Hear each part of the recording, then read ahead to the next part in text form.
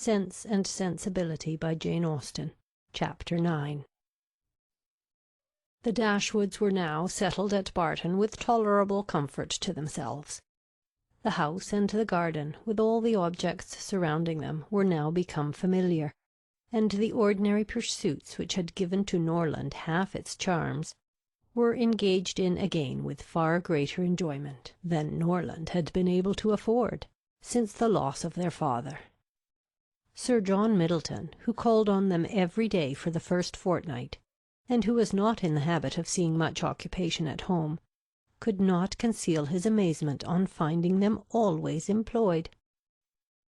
Their visitors, except those from Barton Park, were not many, for in spite of Sir John's urgent entreaties that they would mix more in the neighbourhood, and repeated assurances of his carriage being always at their service, the independence of Mrs. Dashwood's spirit overcame the wish of society for her children, and she was resolute in declining to visit any family beyond the distance of a walk. There were but few who could be so classed, and it was not all of them that were attainable. About 1.5 miles from the cottage, along the narrow winding valley of Allenham, which issued from that of Barton, as formerly described, the girls had, in one of their earliest walks, discovered an ancient, respectable-looking mansion, which, by reminding them a little of Norland, interested their imagination, and made them wish to be better acquainted with it. But they learnt, on inquiry, that its possessor, an elderly lady of very good character, was unfortunately too infirm to mix with the world, and never stirred from home. The whole country about them abounded in beautiful walks. The high downs which invited them from almost every window of the cottage to seek the exquisite enjoyment of air on their summits, were a happy alternative when the dirt of the valleys beneath shut up their superior beauties, and towards one of these hills did Marianne and Margaret one memorable morning direct their steps, attracted by the partial sunshine of a showery sky, and unable longer to bear the confinement which the settled rain of the 2 preceding days had occasioned.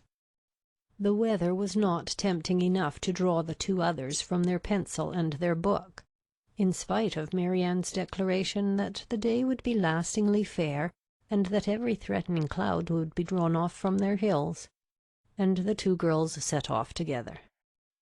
They gaily ascended the downs, rejoicing in their own penetration at every glimpse of blue sky, and when they caught in their faces the animating gales of a high southwesterly wind, they pitied the fears which had prevented their mother and Elinor from sharing such delightful sensations. "Is there a felicity in the world," said Marianne, "superior to this?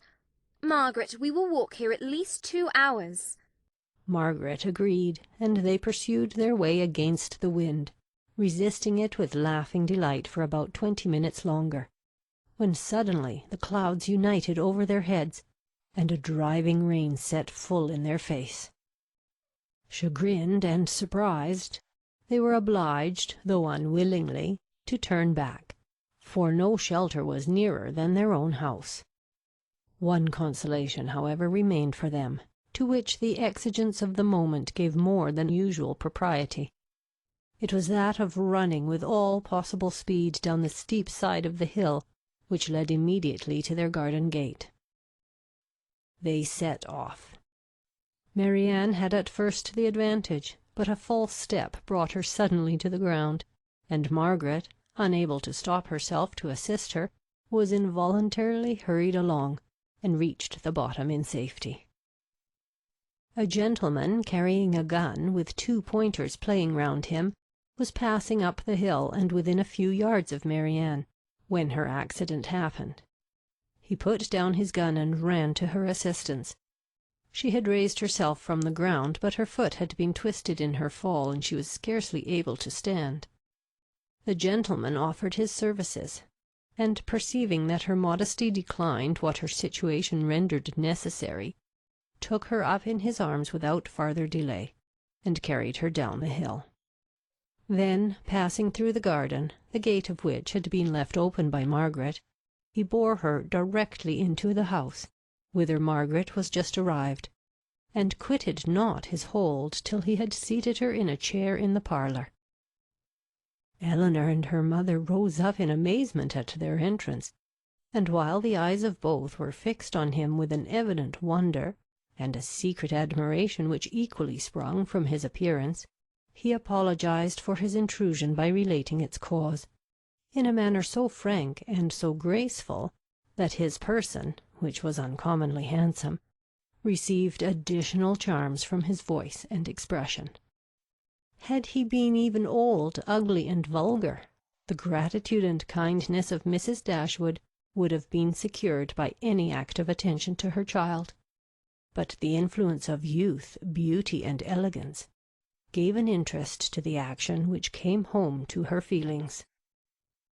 She thanked him again and again, and with a sweetness of address which always attended her, invited him to be seated. But this he declined, as he was dirty and wet. Mrs. Dashwood then begged to know to whom she was obliged. His name, he replied, was Willoughby, and his present home was at Allenham, from whence he hoped she would allow him the honour of calling to-morrow to inquire after Miss Dashwood. The honour was readily granted, and he then departed, to make himself still more interesting in the midst of a heavy rain. His manly beauty and more than common gracefulness were instantly the theme of general admiration, and the laugh which his gallantry raised against Marianne received particular spirit from his exterior attractions. Marianne herself had seen less of his person than the rest, for the confusion which crimsoned over her face, on his lifting her up, had robbed her of the power of regarding him after their entering the house. But she had seen enough of him to join in all the admiration of the others, and with an energy which always adorned her praise. His person and air were equal to what her fancy had ever drawn for the hero of a favourite story, and in his carrying her into the house with so little previous formality, there was a rapidity of thought which particularly recommended the action to her. Every circumstance belonging to him was interesting. His name was good, his residence was their favourite village, and she soon found out that of all manly dresses, a shooting jacket was the most becoming. Her imagination was busy, her reflections were pleasant, and the pain of a sprained ankle was disregarded. Sir John called on them as soon as the next interval of fair weather that morning allowed him to get out of doors, and Marianne's accident being related to him, he was eagerly asked whether he knew any gentleman of the name of Willoughby at Allenham. "Willoughby?" cried Sir John. "What, is he in the country? That is good news, however. I will ride over to-morrow, and ask him to dinner on Thursday." "You know him, then?" said Mrs. Dashwood. "Know him? To be sure I do. Why, he is down here every year. "And what sort of a young man is he?" As good a kind of fellow as ever lived, I assure you. A very decent shot, and there is not a bolder rider in England." "And is that all you can say for him?" cried Marianne indignantly. "But what are his manners on more intimate acquaintance? What his pursuits, his talents and genius?" Sir John was rather puzzled. "Upon my soul," said he, "I do not know much about him as to all that. But he is a pleasant, good-humoured fellow, and has got the nicest little black bitch of a pointer I ever saw. Was she out with him to-day?" But Marianne could no more satisfy him as to the colour of Mr. Willoughby's pointer than he could describe to her the shades of his mind. "But who is he?" said Elinor. "Where does he come from? Has he a house at Allenham?" On this point Sir John could give more certain intelligence, and he told them that Mr. Willoughby had no property of his own in the country, that he resided there only while he was visiting the old lady at Allenham Court, to whom he was related, and whose possessions he was to inherit, adding, Yes, yes, he is very well worth catching, I can tell you, Miss Dashwood. He has a pretty little estate of his own in Somersetshire besides, and if I were you, I would not give him up to my younger sister, in spite of all this tumbling down hills. Miss Marianne must not expect to have all the men to herself. Brandon will be jealous, if she does not take care. I do not believe, said Mrs. Dashwood with a good-humoured smile, that Mr. Willoughby will be incommoded by the attempts of either of my daughters towards what you call catching him. It is not an employment to which they have been brought up. Men are very safe with us, let them be ever so rich. I am glad to find, however, from what you say, that he is a respectable young man, and one whose acquaintance will not be ineligible. He is as good a sort of fellow, I believe, as ever lived, repeated Sir John. I remember last Christmas at a little hop at the park, he danced from 8 o'clock till 4, without once sitting down. Did he indeed? cried Marianne with sparkling eyes. And with elegance, with spirit? Yes, and he was up again at 8 to ride to covert. That is what I like. That is what a young man ought to be. Whatever be his pursuits, his eagerness in them should know no moderation, and leave him no sense of fatigue. Aye, I see how it will be, said Sir John. I see how it will be. You will be setting your cap at him now, and never think of poor Brandon. That is an expression, Sir John, said Marianne warmly, which I particularly dislike. I abhor every commonplace phrase by which wit is intended, and setting one's cap at a man, or making a conquest, are the most odious of all. Their tendency is gross and illiberal, and if their construction could ever be deemed clever, time has long ago destroyed all its ingenuity.